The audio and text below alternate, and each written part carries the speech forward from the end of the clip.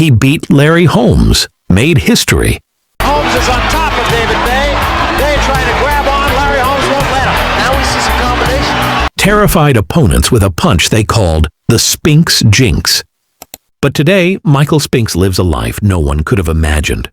From million-dollar lawsuits to $50,000 a month medical bills and an unexpected downfall, the quiet champion once on top of the world is now battling struggles far beyond the ring.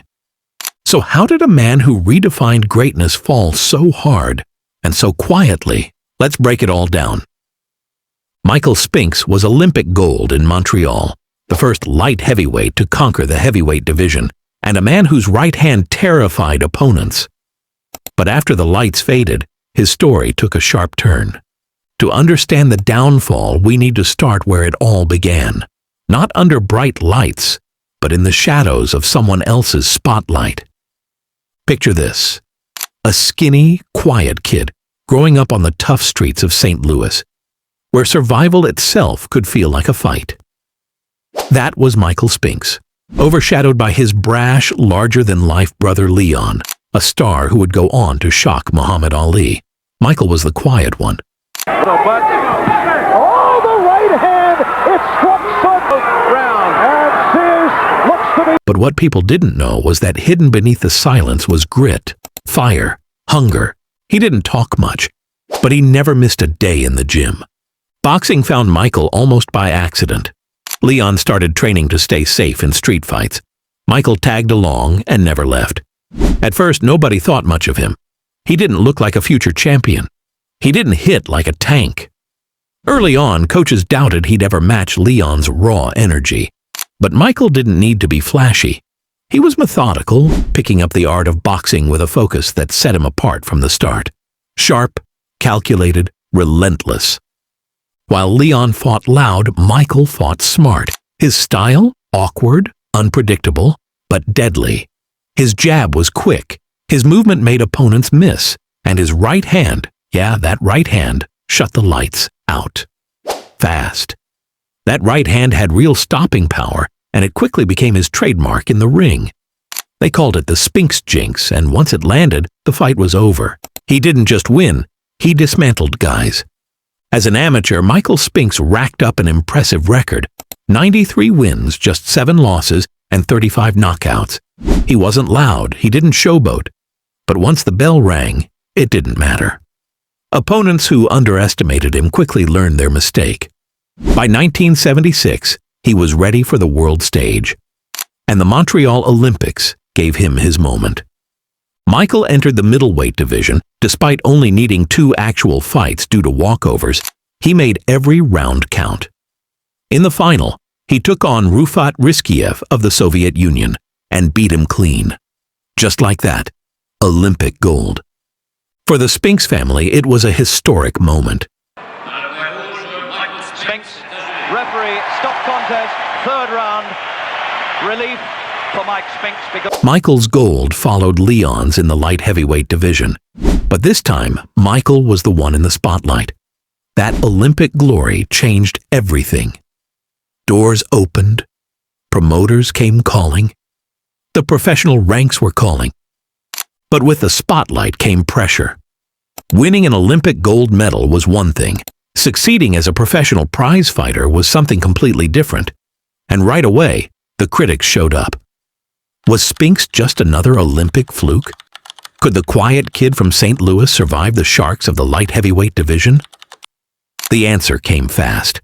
From the moment he turned pro, Michael wasted no time making an impact. He went on a tear through the light heavyweight division, racking up 31 straight wins and taking out names like Marvin Johnson, Eddie Mustafa Muhammad, and Yaki Lopez. Each fight added to his reputation, and the legend of the Spinks Jinx grew with every knockout. And it was feared. But it wasn't just power that set him apart. Michael was a chess player in the ring. He could adapt, adjust, and outthink almost anyone he faced. And one fight in 1981 proved it. That night, he faced off against Eddie Mustafa Muhammad. The very capable champion, Eddie Mustafa Muhammad. a seasoned champion known for brutal body shots and breaking opponents down. Spinks was the underdog, the quiet one, again. But over 15 rounds, Michael proved every doubter wrong. He didn't just survive, he outboxed, outlasted, and outsmarted Muhammad. When the final bell rang, the crowd knew. The judges knew. The division knew. Michael Spinks wasn't just Leon's little brother anymore. He was champion. He had built a name for himself, and the buzz around his career was deafening. And then came the one night that changed everything. March 18th, 1983. The brawl for it all. Michael Spinks versus Dwight Muhammad Qawi for the undisputed light heavyweight championship. Spinks held the WBA belt, Qawi the WBC, and both men were determined to unify the division, a feat no one had accomplished since Bob Foster nearly a decade earlier. The stakes were enormous, but Spinks was carrying more than just the pressure of a title fight. Just 2 months earlier, tragedy had shattered his world. His wife, Sandy Massey, had died in a horrific car crash. Now imagine that. Imagine walking into the biggest fight of your life while still grieving the greatest loss of your life. Spinks entered the ring with the weight of that loss on his shoulders during what should have been the biggest moment in his career. When the bell rang, he didn't look like the same man. The grief was all over him, raw, heavy, unshakable. And yet, he fought. And although he still found a way to win, it sure left us wondering if we'd seen him at his best. He didn't just beat Qawi. He unified the division, becoming the first undisputed light heavyweight champion since Bob Foster. But Spinks wasn't done making history. 2 years later, he made a move that would shock the boxing world, stepping up to challenge Larry Holmes for the heavyweight championship. Holmes was undefeated at 48-0, just one win away from tying Rocky Marciano's legendary record. And here was Michael Spinks, a huge underdog, a light heavyweight with no heavyweight experience, taking on a champion who seemed unbeatable. The odds were insane. The purse for the fight underscored them. Holmes was guaranteed $3 million. Spinks, just $900,000. But on fight night, Spinks flipped the script. In what boxing historians now regard as one of the sport's great upsets, Spinks went toe-to-toe with Holmes, using his speed, awkward style, and relentless pace to edge out the previously unbeatable champion. For once, that quiet, humble fighter from St. Louis was standing on arguably the biggest stage in sports and stealing the show. The judges named Spinks the victor, earning him the heavyweight title and cementing his place in boxing history. It was such an iconic moment that it was named Upset of the Year by the Ring magazine. But not everyone was celebrating. The backlash came fast. The Associated Press and United Press International both scored the fight for Holmes, sparking debate about whether Spinks had genuinely earned the win. Holmes himself was furious, lashing out in post-fight interviews and even firing shots at Marciano's historic record with a now infamous quote, "Rocky Marciano couldn't carry my jockstrap." But controversy or not, the facts remained. Michael Spinks had made history. With the win, Spinks shattered long-standing assumptions about size and power in boxing. He showed that a skilled, disciplined fighter could move up and conquer the biggest names, even when the odds and the experts said otherwise. But with greatness comes scrutiny. Every fight was now under the microscope, and every move was questioned by fans and media alike. In the rematch, Spinks beat Holmes again, this time by another close decision. But the debates and criticisms only grew louder.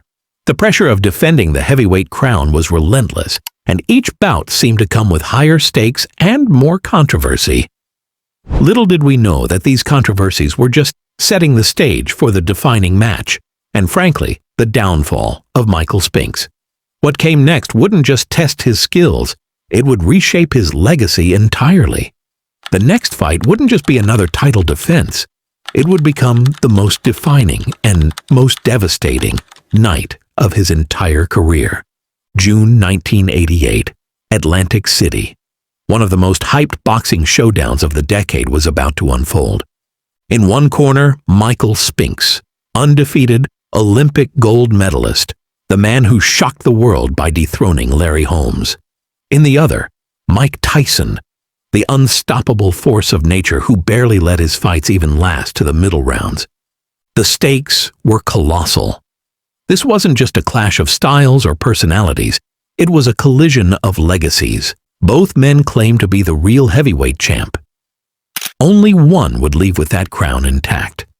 By this point, Tyson was more than a boxer. He was a spectacle, a headline, a fighter whose presence alone sent chills down the spines of even the toughest opponents. At just 21 years old, he'd already unified the heavyweight belts, crushed legends, and terrified an entire division. No one asked if Tyson would win. They asked how quickly and brutally he would do it. Spinks, meanwhile, was known for his awkward style and tactical skill, the chess player in a room full of brawlers. But even his biggest supporters had doubts. The lead-up to the fight was filled with questions. Could his movement and ring IQ handle Tyson's pressure? Or would he just become the next victim? As fight night arrived, the tension in the arena was electric. Two undefeated champions, 91 combined wins. Fans and analysts debated every angle, but most agreed on one thing. Something dramatic was about to happen. From the opening bell, Tyson wasted no time. He charged forward, cutting off the ring and forcing Spinks into a corner. Just seconds in, he landed a hard right to the body, sending Spinks to one knee for the first knockdown. Spinks got up, but the nightmare wasn't over. Moments later, Tyson unleashed a right hand to the head that sent Spinks crashing to the canvas for a second time. And that was it. 91 seconds. That's all it took. 91 seconds to erase 15 years of glory. The fight was over, but the shockwaves were just beginning. Tyson's victory was decisive. He left no doubt about who was the true heavyweight champion of the world. For Spinks, the fall was brutal. How had a fighter who once dismantled Larry Holmes crumbled so quickly in front of Tyson? Was it fear, strategy gone wrong, or simply a case of Tyson being Tyson, the most dangerous man in boxing history? Whatever the reason, Spinks didn't stick around to find out. He retired on the spot, his career ending as suddenly as the fight itself. That decision was as much about self-preservation as it was about legacy. Spinks had accomplished more than most fighters ever dream of. But the Tyson fight? That was a line in the sand. And once he crossed it, there was no going back. He later admitted in interviews what many had already suspected. He was afraid. The pressure, the stakes, the aura of Tyson. It all got to him. Sports writers and broadcasters picked up on this, noting that Spinks's confidence seemed to fade even before Tyson's first punch landed. For Tyson, the win was another step toward boxing superstardom. He became the undisputed heavyweight champion, and his legend only grew from there. For Spinks, though, the 91-second knockout became the defining moment of his career, overshadowing his Olympic gold, his dominance at light heavyweight, and his shocking victory over Holmes. It's rare for a single fight to rewrite a champion's legacy so completely, but that's exactly what happened. Spinks walked away with his health intact and a sizable payday, but he also walked away with something else, the burden of what could have been. Because that night didn't just mark a loss, it marked the end. It also left us with questions. What happens to a fighter after the biggest night of his life ends in defeat? For Michael Spinks, retirement brought a new set of challenges, ones that would test him in ways the ring never could. After the Tyson fight, his future looked secure from the outside. He'd earned millions in the ring. His purse for facing Tyson alone was a staggering $13.5 million. Add in the paydays from the Holmes fights and his run as light heavyweight king, and you'd expect Spinks to be set for life. But retirement didn't bring the peace or security people imagined for him. Behind closed doors, Spinks found himself tangled in financial troubles that would have been hard to believe for anyone who watched him rise to the top.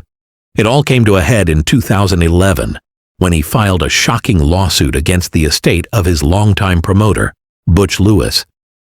The suit, filed in Delaware Chancery Court, accused Lewis of mismanaging more than $24 million of Spinks's career earnings. According to the lawsuit, Lewis had agreed to manage Spinks's finances and provide for his living expenses for life. But after Lewis died in July 2011, those payments suddenly stopped. Overnight, the financial safety net Michael had counted on vanished. Court documents revealed just how dire things had become. Spinks's health insurance had lapsed. Monthly expenses were spiraling out of control. Reports claimed he was facing up to $50,000 a month in unpaid bills. With no other choice, Spinks began raiding his retirement funds, triggering steep taxes and penalties just to stay afloat. It's staggering to think about, isn't it? A man who once earned 8 figures for a single night, now burning through his future just to keep the lights on. But this wasn't just a money issue. It was personal. It was about lost trust in the man who guided his career, who promised security, who said he'd take care of him. That betrayal cut deep. And what made it even more heartbreaking was that Spinks had never been reckless. Unlike some athletes who blow through fortunes on wild spending, Spinks's troubles weren't the result of a lavish lifestyle. He was known for being reserved, quiet in interviews, humble in public, and modest in his spending. His home in Delaware, while spacious, was no mansion. 7 bedrooms on 5 acres. Comfortable, but far from flashy. That's what made the fall so hard to believe. This wasn't another story of an athlete going broke from bad choices. This was a story of trust, betrayal, and a broken promise. Of a champion who gave everything to the sport, only to be left scrambling decades later to hold on to what he thought he'd already earned. And yet Spinks remained as private as ever. He didn't chase headlines or look for sympathy. He handled his business quietly, away from the spotlight that had followed him for so many years. Despite everything, he never let these setbacks define him. He still found moments to give back, showing up at schools or community events with his Olympic gold medal and championship belts, reminding kids that greatness is possible, even when the odds are stacked against you. He kept his dignity even as his fortune faded. But money troubles weren't the only punches Spinks had to take. The next chapter of his story would test him in ways no opponent ever could. You'd think retirement would bring peace. After all the battles in the ring, after the years of sacrifice, Michael Spinks should have been able to rest. But the challenges didn't stop when the gloves came off, because now the blows were invisible. And they were coming from all directions: medical bills, declining health, and a system that no longer seemed to care. His lawsuit had already revealed a terrifying number: up to $50,000 a month in unpaid medical expenses. And here's the worst part. According to court documents, the payments that once covered his health insurance stopped too. No insurance, no safety net, just bills, and lots of them. Let that number sink in for a moment. $50,000 every single month. To cover those bills, Spinks had no choice but to dig into his retirement savings, triggering major tax penalties and draining funds he'd worked his whole life to build. The numbers alone tell a harsh truth. Even world champions can be left with nothing. We don't know the exact nature of his medical condition. Spinks has always been guarded about his personal life. But we don't need the details to understand the pain. Because we know this much: nobody escapes boxing untouched. By the time a fighter retires, they've absorbed thousands of punches, many aimed at places no defense can protect. Head trauma, body breakdown, long-term damage that only reveals itself after the cameras stop rolling. And that's what makes Spinks's final chapter so difficult to watch. He went from peak physical condition to quietly struggling behind closed doors. And unlike the drama of a title fight, there was no crowd to cheer him on, just the quiet struggle to stay afloat. Michael Spinks defied expectations his entire life. But this was the one fight he was never prepared for. Despite all this, he never let his circumstances define him. He kept his struggles private, rarely speaking publicly about his health or the toll it took. But there's a quiet resilience about him that's hard to miss. Rare public appearances show a man who, even in quieter moments, seems determined to create a legacy beyond the struggles. He's been known to visit schools, occasionally bringing his gold medal and championship belts, always with a quiet message to the kids. Dreaming big can take you far. Moments like these show that even when life gets tough, Spinks hasn't lost his sense of purpose. He doesn't dwell on what he's lost. Instead, he uses his story to inspire others, especially the next generation, that dreams are worth chasing, even if the path isn't easy. The reality of Spinks's post-boxing life stands in stark contrast to the glory of his fighting days. The bills, the health scares, the lawsuit over millions he may never recover. These weren't part of the dream, but they became part of the cost. And that's the part we don't often talk about. His story isn't just about what happens in the ring, but what comes after, when the body starts to give out and the safety nets disappear. It's a side of professional sports that rarely gets attention, but it's just as real as any championship fight. It would have been easy for Spinks to become bitter, overwhelmed by all the what-ifs. What if he hadn't trusted the wrong people? What if the Tyson fight had gone differently? But bitterness never seemed to be part of his character. Instead, he keeps moving forward, even when moving forward comes with burdens no man should have to carry. These days, the crowds are gone and the headlines have faded, but the battles continue. Spinks's journey after boxing is a powerful reminder of what it really means to be a fighter, even after the gloves come off. Do you ever stop and think about what happens when the roar of the crowd fades? From Olympic gold in Montreal, to a 31-0 run as a pro, to shocking Larry Holmes and then falling to Mike Tyson in just 91 seconds, Michael Spinks lived every high and low the sport could throw at him. But in the end, his $24 million lawsuit and $50,000 a month medical bills say more about the system than the man. What do you think? Was Michael Spinks betrayed or just unlucky? And how do we stop more champions from facing endings like this? Let us know in the comments. And if this story moved you, hit that like button and share it with someone who remembers the night Spinks beat Holmes or the moment Tyson ended it all.